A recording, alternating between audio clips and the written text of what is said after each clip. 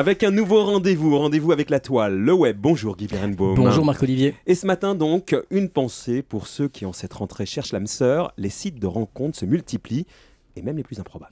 Vous savez Marc-Olivier, peut-être qu'il existe déjà un site de rencontre réservé aux gens beaux. Il s'appelle beautifulpeople.com et il faut être coopté par les membres forcément beaux du site pour être admis. J'ai tenté de l'intégrer cet été, j'ai échoué. Du coup, je vais me tourner vers un nouveau site qui vient de faire son apparition en Angleterre, un site réservé aux moches. Regardez pas Julie comme ça. Non, c'est pas sympa.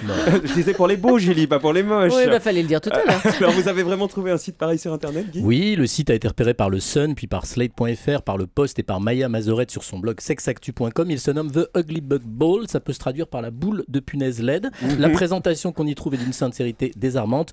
Ugly Bug Ball se moque des sites de rencontres classiques qui montrent des amoureux magnifiques qui marchent main dans la main sur une plage balayée par le vent. Chez Ugly Bug Ball, ils savent que ça n'est pas la vraie vie et ils ajoutent: si vous faites partie de ces millions de personnes qui n'aiment pas ce qu'ils voient dans leur miroir, ce site est fait pour vous. Et alors qui est à l'origine de ce site de rencontre un peu bizarre? Un millionnaire londonien, Howard James, qui croit ou qui veut faire croire qu'il est investi d'une mission. Il part du constat suivant: la moitié des Anglais sont moches et c'est triste que personne n'ait jamais pensé à leur proposer un site de rencontre. Ce n'est pas parce qu'on ne ressemble pas à Kate Moss, le mannequin, ou Cheryl Cole, la chanteuse, qu'on n'a pas beaucoup d'amour à donner. Il a raison et il ajoute: nous récupérons ces personnes et nous leur offrons une lueur d'espoir. Dans de nombreux cas, c'est leur première et unique occasion de rencontrer quelqu'un du sexe opposé. C'est généreux de sa part. Vous savez si Susan Boyle est inscrite? Je ne sais pas, Marc-Olivier, j'ai pas encore regardé. Alors comment on s'inscrit?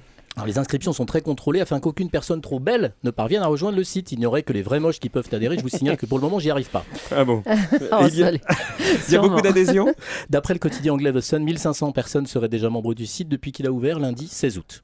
Alors évidemment, avec Internet, on se pose toujours toutes les questions. Est-ce que vous êtes sûr qu'il ne s'agit pas d'une mauvaise blague dont Internet est coutumier? Alors, alerté par un commentaire d'un lecteur du Sun, j'ai regardé de près les photos des derniers inscrits en une du site. Je suis allé sur un site qui s'appelle minders.com où on doit voter pour les gens les plus laids du monde et j'ai constaté que les photos des prétendus inscrits y figurent déjà. Même coïncidence sur Google Images en tapant Ugly Man. Il se pourrait donc bien que notre site, Marc-Olivier, soit un fake, un hoax, un canular ou qu'il précède une campagne de communication, ce qu'on appelle un buzz viral pour je ne sais quel produit, de beauté peut-être. De toute façon, on sait sur Internet et ailleurs que, comme le chantait Gainsbourg, la beauté cachée des laits, des laits.